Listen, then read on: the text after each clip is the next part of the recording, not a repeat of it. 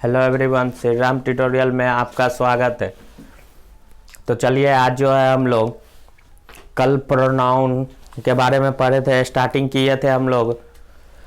What is pronoun देखे थे। A functional word that is used in place of noun और noun phrase is called pronoun. ऐसा शब्द जो नाउन या नाउन फ्रेज के बदले प्रयुक्त होता हो या आता हो उसे हम लोग सर्वनाम कहते हैं। अब देखिए, नीड देखे थे कि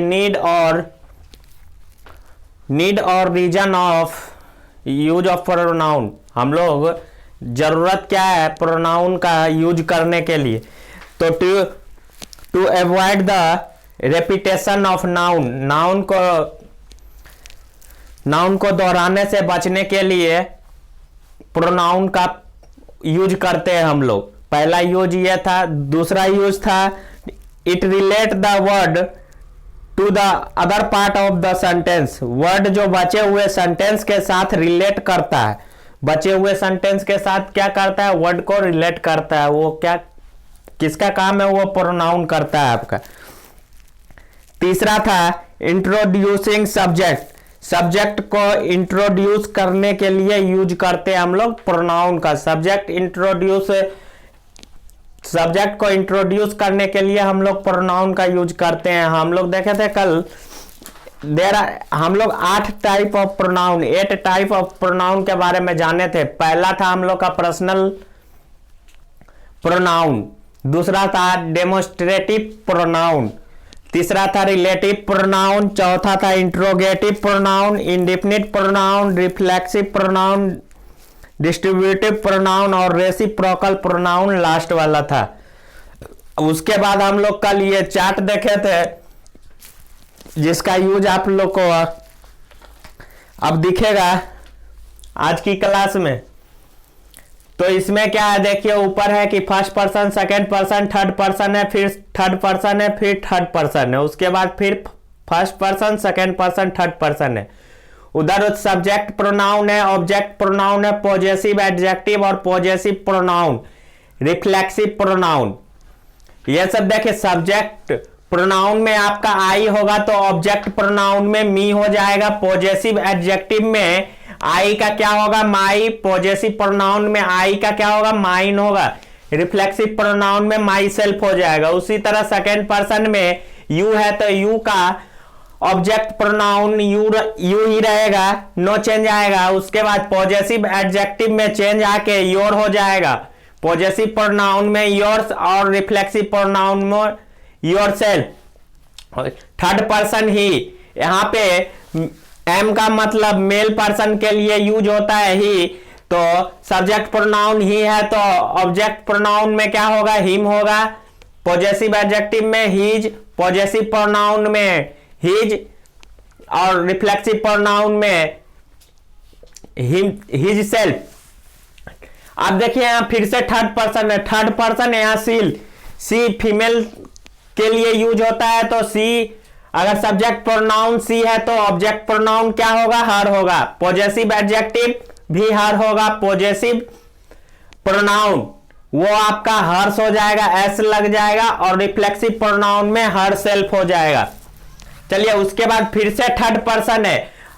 यहां पे गौर कीजिएगा, हम तीनों को अलग अलग लिखे हैं। ऐसे थर्ड पर्सन में ही सी इट आता है हम लोग का, ही सी इट।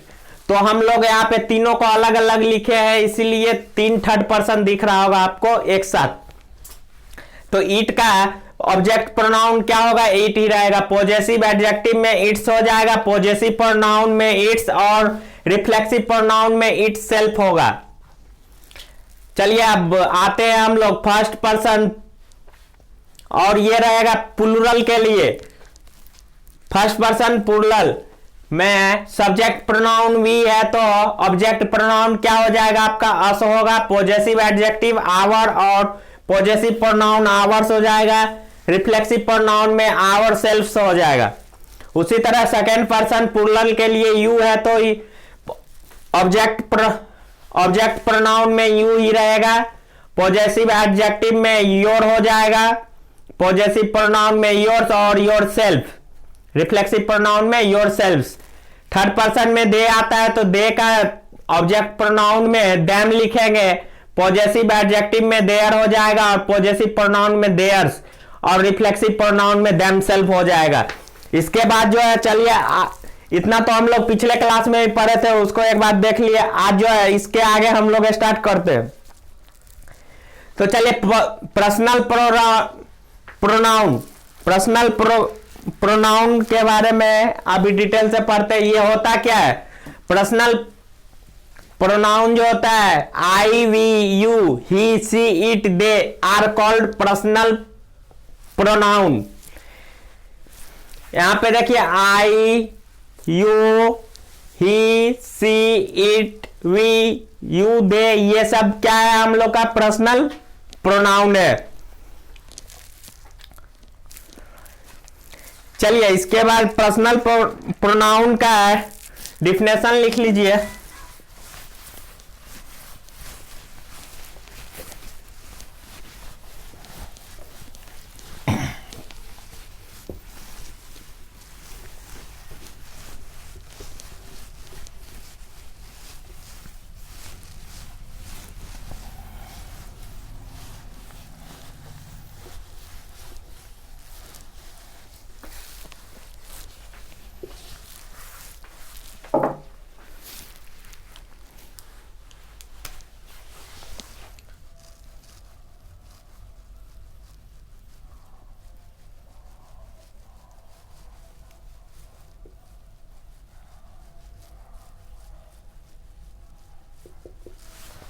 पर्सनल प्रोनाउन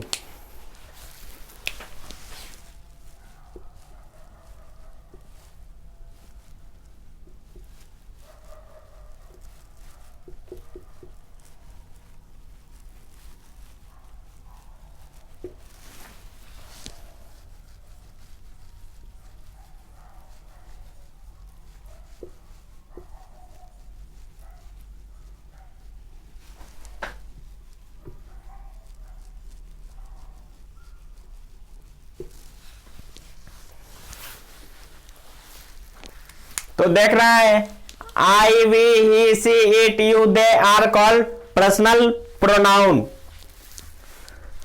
यानी पुरुषवाचक सर्वनाम।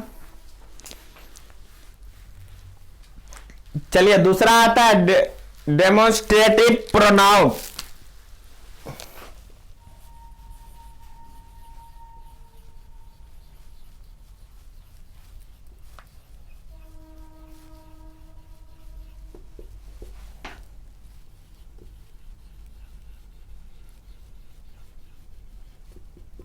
Demonstrative pronoun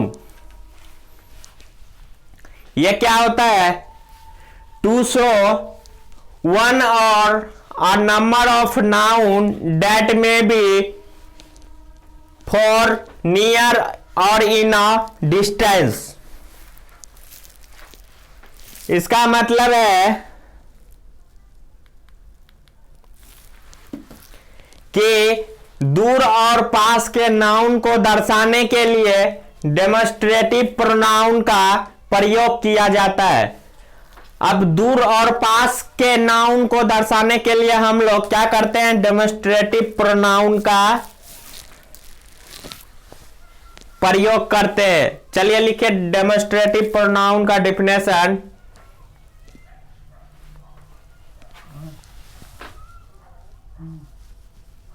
to show one और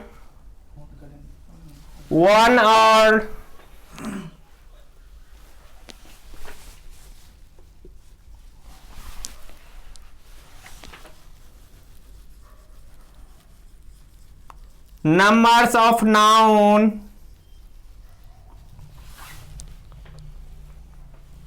that may be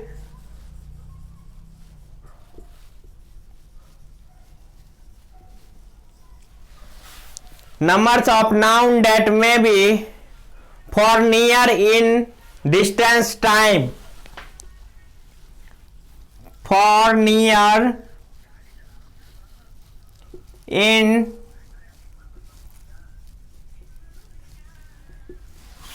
near in distance और क्या है, टाइम है, डिस्टेंस और टाइम। कहता है कि दूर और पास के नाउन को दर्शाने के लिए हम लोग डेमोस्ट्रेटिव प्रोनाउन का प्रयोग करते हैं। जैसे देखिए एक एग्जांपल ले लीजिए, दिस इज माई पेन, यह मेरा कलम है। अब देखिए that was my pen, that was my pen.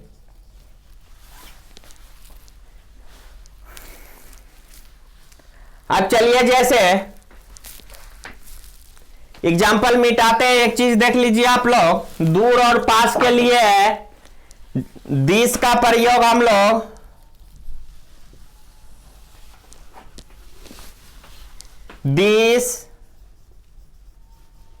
This that these those,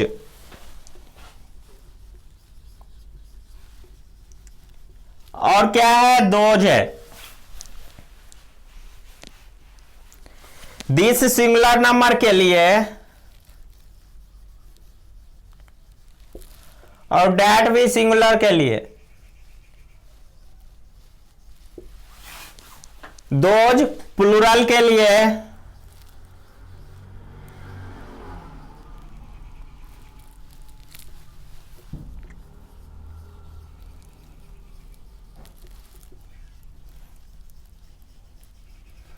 plural.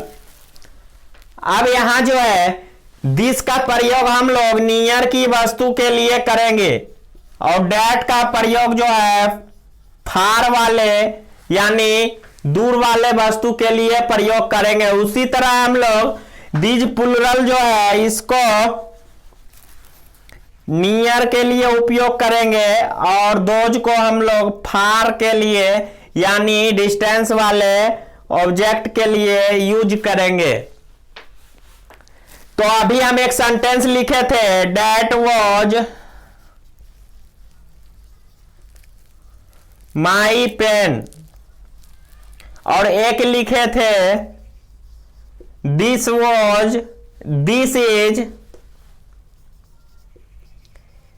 Is my pen. तो एक जो है हम लोग ये वर्क जो है हम लोग का, ये क्या है, फार वाले के लिए और ये नियर के लिए है। चलिए अब इसके आगे बढ़ते हैं। अब तीसरा नंबर पे आते हैं relative pronoun.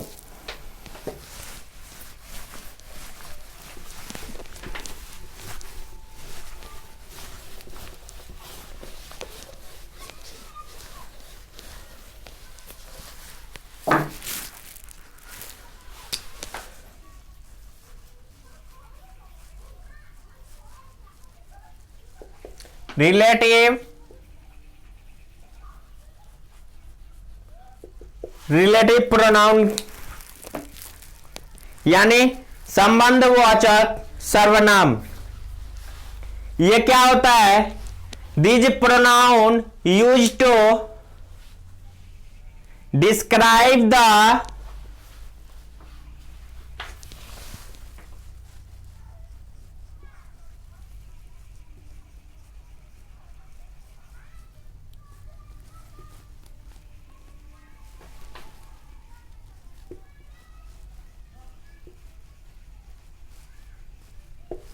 these pronoun used to describe the preceding word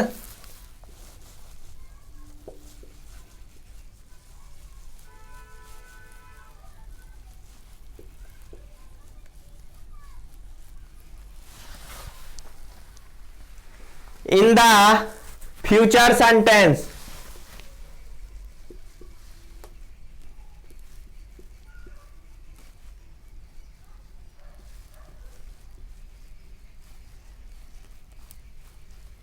in the future sentence word जो अपने से पहले आने वाले शब्द को बचे हुए वाक्य में वर्णन करे तो वह रिलेटिव प्रोनाउन यानी संबंधवाचक सर्वनाम कहलाता है। जैसे देखिए, पहला एक आएगा आपका वर्ड, वैसा क्या है, डेट है, विच, हो, होम, ETC।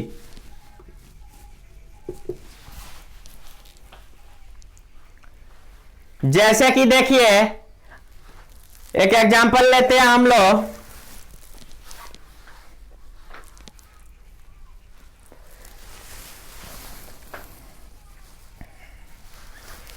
रिलेटिव प्रोनाउन के लिए एक एग्जांपल है, I lost the book that you sent me.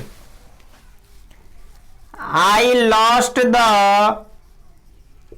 Book that you sent me.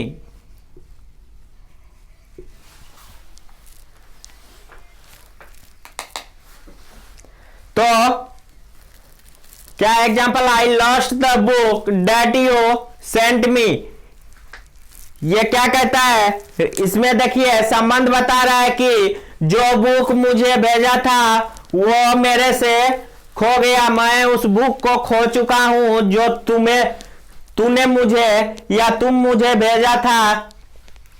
तो चलिए, इसके बाद जो है हम लोग रिलेटिव प्रोनाउन के बाद जो है इंट्रोगेटिव प्रोनाउन।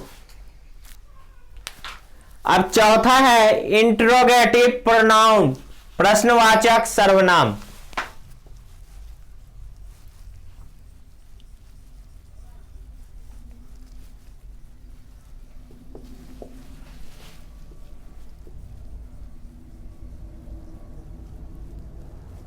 इंट्रोगेटिव प्रोनाउन यानी प्रश्नवाचक सर्वनाम किसे कहते हैं? देखिए, वर्क यूज टू यानी word use to ask question,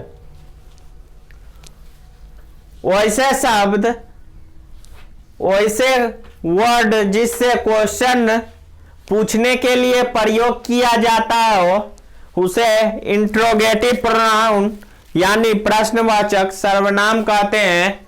लिख लीजिए, सिंपल सा है, वर्ड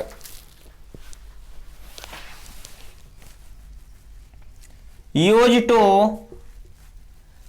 आस्क क्वेश्चन।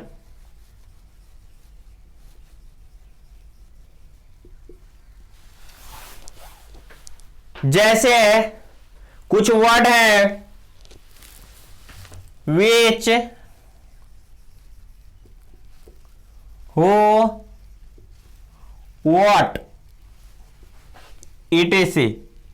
इन सभी वर्डों जो है इसको हम लोग क्वेश्चन पूछने के लिए प्रयोग करते हैं। जैसे एक एग्जांपल है, सिंपल सा एग्जांपल, आप लोग से कोई भी सबसे पहले मिलता होगा तो एक ही क्वेश्चन करता होगा, व्हाट इज योर नेम।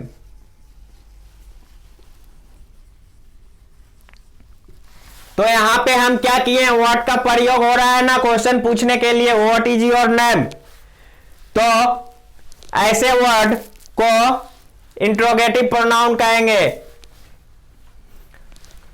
इसके बाद आता है आपका पांचवा जो है इंडेफिनिट प्रोनाउन।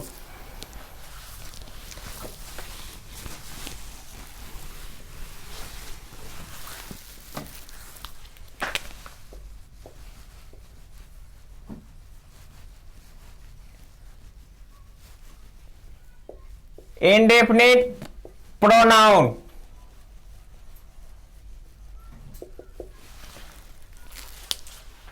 इंडेफिनिट प्रोनाउन क्या होता है? Word use for generally meaning और unknown person. word used for general meaning or unknown person. Word used for general meaning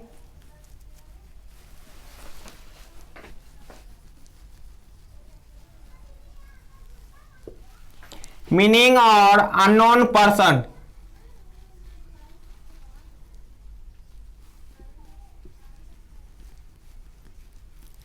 और unknown person,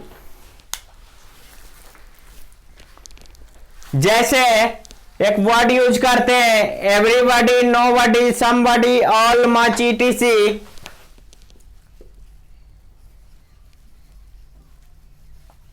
everybody,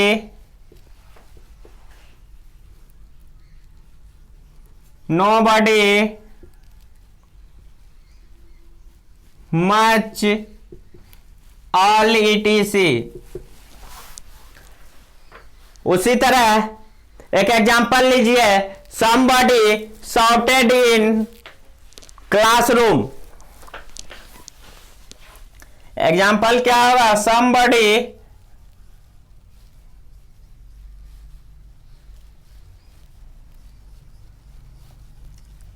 somebody shouted in classroom.